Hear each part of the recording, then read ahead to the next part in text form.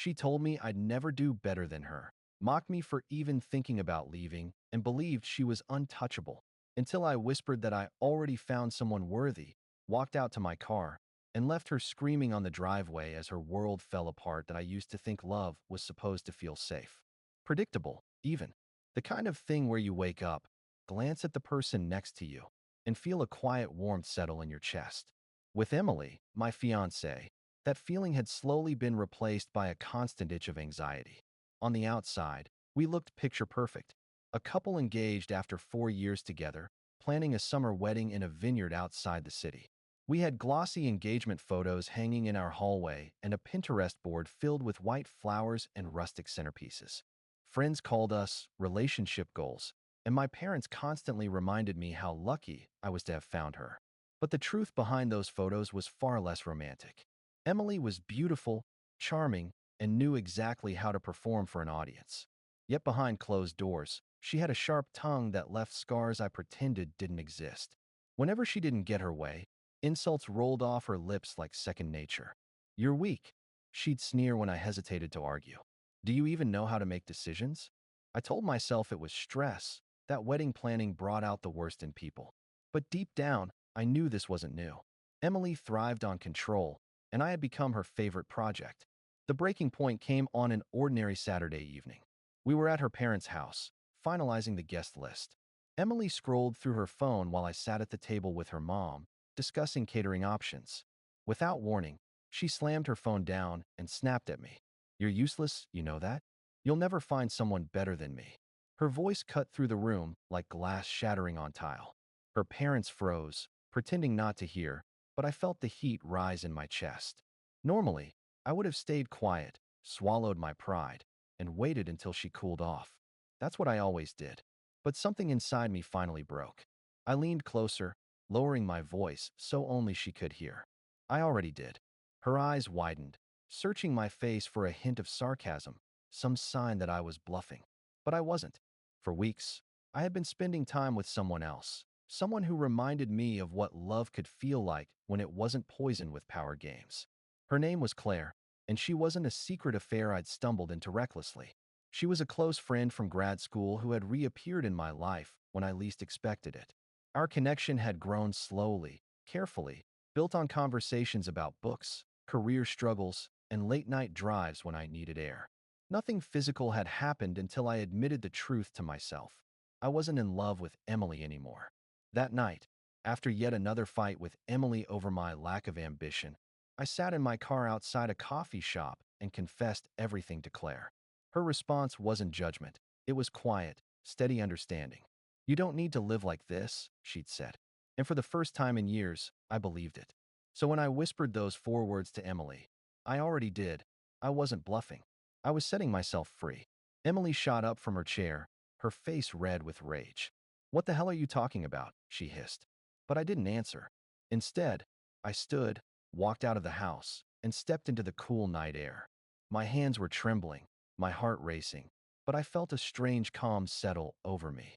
Claire's car was parked across the street, just like we had planned. She sat in the driver's seat, her hair falling over her shoulders, a small, nervous smile tugging at her lips. She wasn't some rebound, some dramatic escape plan. She was the person who made me feel alive again. When Emily stormed out of the house behind me, demanding an explanation, I didn't turn back. I simply opened the car door, slid into the seat next to Claire, and shut it behind me. Emily's voice carried across the driveway. "You think you're leaving me? You'll come crawling back. You can't survive without me." But the truth was, I'd already survived too long with her. And now, I wasn't just surviving. I was choosing something better. Claire started the engine, and as we drove away, Emily's figure grew smaller in the rearview mirror. That night, she lost both me and her ego. The morning after I left Emily's parents' house, my phone exploded. Missed calls, voicemails, texts, all from her. The messages shifted from fury to desperation in the span of a few hours. First, "You're a coward. Running off with some random girl? Pathetic." Then, "This is just a phase. You'll regret this and come back." Finally, "If you don't come home today, don't bother coming back at all." I read them all with a strange sense of detachment. For years, I had lived on edge, waiting for the next explosion. Now, the storm was raging outside of me, not inside. Claire and I spent that day driving aimlessly.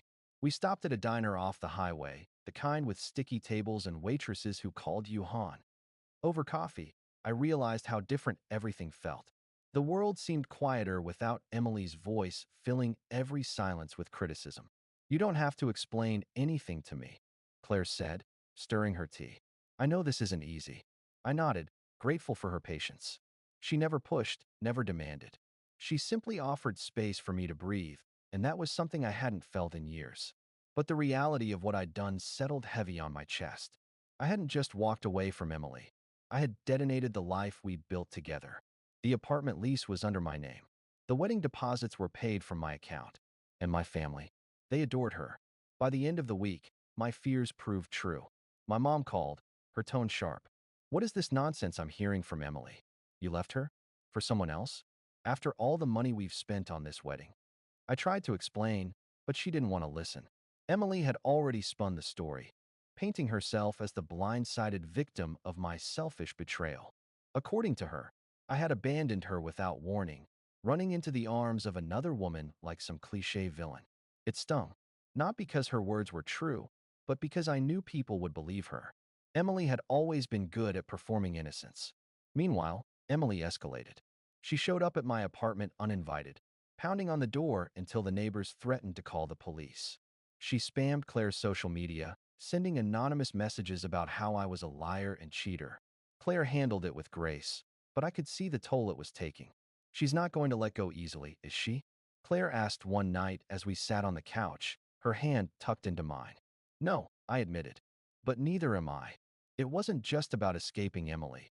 It was about reclaiming myself. For too long, I'd lived under her shadow, bending to her moods, believing her version of me was the only one that mattered. Now, with Claire, I was discovering the man I could have been all along. The more Emily tried to drag me back, the more I saw her desperation for what it was: fear. Fear of losing control, fear of being exposed, fear of no longer being the center of attention. She wasn't mourning me. She was mourning the power she'd held over me. And yet, as freeing as it felt, the fallout was messy. Friends we had in common split into factions. Some sent messages of support, admitting they'd seen the way Emily treated me and had always worried. Others accused me of betraying her trust, parroting her version of events. It was Claire who kept me grounded. She reminded me that I didn't owe anyone a performance. "The people who really know you will understand," she said. "The rest? Let them talk." One evening, about a month later, I ran into Emily unexpectedly at a mutual friend's gathering. I hadn't planned on going, but Claire encouraged me, saying I shouldn't let fear of running into Emily dictate my life. Emily was there, wearing a dress I'd once bought her, holding a glass of wine like a prop. She spotted me instantly, her lips curving into a sharp smile. "Well, look who decided to show his face," she said loud enough for the room to hear. "Enjoying your little rebound." The old me would have flushed, stammered, tried to defend myself. Instead, I simply nodded. "I am, actually." And then I turned back to my conversation with Claire, who squeezed my hand under the table. Emily's smile faltered. For the first time, I saw the cracks in her armor. Without my reactions, without my fear, she had no script to follow. That night, as Claire and I drove home, she looked at me and said, "You know what the difference is? With her, you were surviving. With me, you're living." And for the first time, I truly believed it. Update 1. It's been a few months since I last shared what happened with Emily, and a lot has unfolded. Honestly, I wasn't planning on updating anyone. I thought walking away would be the end of it. But, as many of you guessed, Emily wasn't the type to let go quietly. The first major incident happened 2 weeks after that party where I ran into her. Emily showed up at my office. Not the lobby, not the parking lot, my actual office. Somehow, she charmed the front desk into letting her through, and I found her sitting in my chair when I came back from a meeting. "Do you feel powerful?" she asked, spinning slowly in my chair. "Parading around with your little side piece while you throw me away?" I didn't rise to the bait. I calmly asked her to leave, which only made her angrier. She stood up, slammed her hands on my desk, and hissed, "You will regret this. You think she's better than me? She will never understand you the way I do." Security escorted her out minutes later, but the damage was done. Whispers spread through the office. Some coworkers bought her heartbroken fiancé act. Others gave me sympathetic looks, clearly aware she'd crossed a line. I spent the rest of the day humiliated, though Claire reminded me later that her public meltdown only hurt her, not me. But Emily wasn't finished. She started contacting my family, constantly. She called my mom, crying about how I abandoned her after all the sacrifices she made for me. My dad, who had always been polite but distant with her, eventually blocked her number. But my mom? She wavered. She's just hurt, my mom said one evening on the phone. Relationships are complicated, honey. Maybe you acted too quickly. That stung more than I expected. For years, Emily had manipulated me by twisting narratives, but now she was doing it to my family too. I told my mom bluntly, if you're going to take her side, then you're taking the side of someone who mocked, belittled, and controlled me. I won't apologize for finally leaving. There was a long silence before she said quietly, I didn't know it was that bad. That conversation didn't fix everything, but it was the first time I felt like my mom saw through Emily's performance. Meanwhile, Claire and I grew closer. I could see the contrast so clearly now, how Claire celebrated even my small victories, how she encouraged my independence instead of shrinking it. For my birthday, she surprised me with tickets to a concert I'd mentioned wanting to see months earlier. Emily would have dismissed it as juvenile. Claire called it an experience worth remembering. Still, Emily's shadow loomed. She wasn't satisfied with family and work. She moved on to social sabotage. She created fake accounts online, leaving comments under Claire's photos, calling her names, spreading lies about how Claire stole me. One of the accounts even messaged my boss, accusing me of harassing women at the office. Thankfully, IT traced the account to an IP linked to Emily's building. That was my breaking point. I got a lawyer. A cease and desist letter was drafted and hand-delivered to Emily. The letter outlined every instance of harassment, every unwanted visit, every smear campaign. It warned that further behavior would result in legal consequences. When she received it, Emily lost her mind. She called me 32 times in a single day. The voicemails started with screaming, then sobbing, then bargaining. We can fix this. Don't throw away years of love. She doesn't deserve you, I do. For the first time in a long time, I didn't feel guilt listening to her desperation. Instead, I felt clarity. Emily wasn't fighting for me. She was fighting for control. Claire sat beside me as I deleted the messages. She didn't gloat. She didn't say, I told you so. She just put her head on my shoulder and whispered, you don't have to carry this anymore. That was when it hit me. Emily wasn't my responsibility anymore. I didn't know her explanations. I didn't know her comfort. I didn't know her access to my life. The next week was quiet, almost eerily so. No messages, no appearances. For a moment, I let myself hope that maybe the letter had worked, that maybe she was finally moving on. But I should have known better. Emily didn't just vanish. She was regrouping. And when she came back into my life, it was with a storm I didn't see coming. Because Emily wasn't just losing me. She was losing the image of herself she had carefully built, the perfect fiancé, the one who won. And people like her don't go down without a fight. I'll share what happened next soon, but for now I'll just say this. If I thought the worst was behind me, I was wrong. The real battle was only beginning. Final update that it's been nearly a year since everything with Emily blew up, and I think I can finally write this without shaking hands. When I left off, Emily had gone quiet after the cease and desist letter, but as I hinted, she wasn't finished. Her return wasn't loud at first. It was subtle. A mutual acquaintance texted me one night. Hey, Emily's telling people you cheated on her with Claire while you were still engaged. Just wanted to let you know. I laughed when I read it. Not because it was funny, but because it was so predictable. That was Emily's final card. If she couldn't keep me, she'd try to rewrite the story so she came out the victim. And in her version, Claire was the villain who seduced me away. The problem was, Emily underestimated me.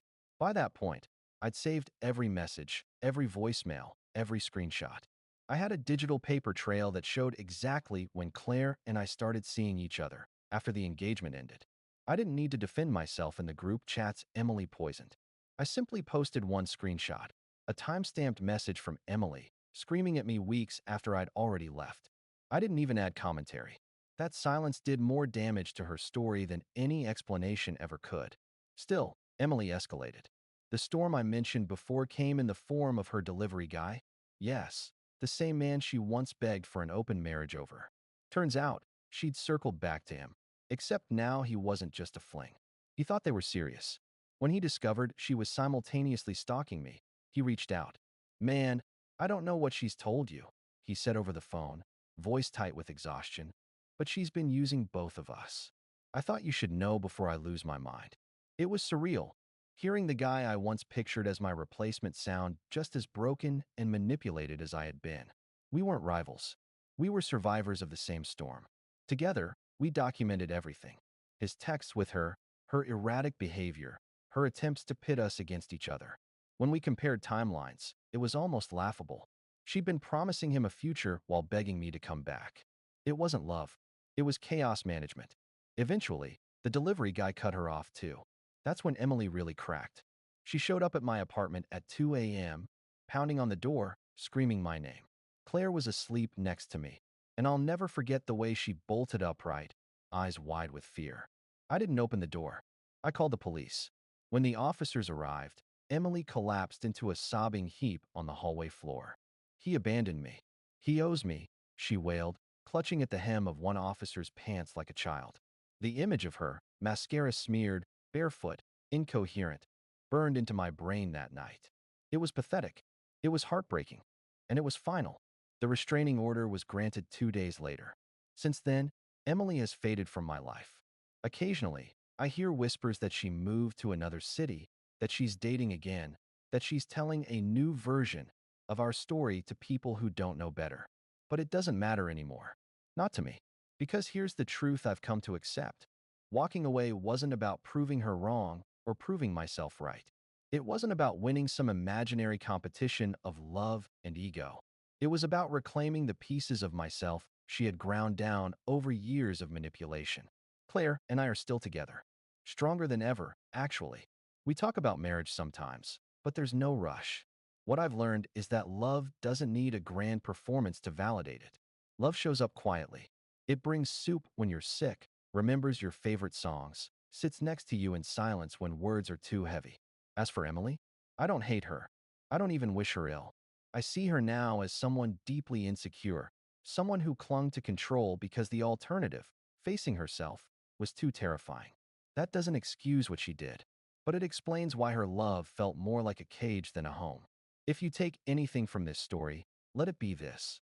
The person who screams, "You'll never find someone better than me," is almost always wrong. Not because better means wealthier, prettier, or more successful, but because better is anyone who doesn't make you question your own worth just to validate theirs. The night Emily screamed those words at me, I thought it was the end of something. Looking back now, I realize it was the beginning. The beginning of me choosing peace over chaos. The beginning of me understanding that real love doesn't scream to be heard. It whispers and still echoes for a lifetime. So yes, Emily lost me that night. But what I gained was far more valuable. My freedom, my clarity, and the proof that ego doesn't build relationships. Empathy does. And for the first time in years, I'm living with both.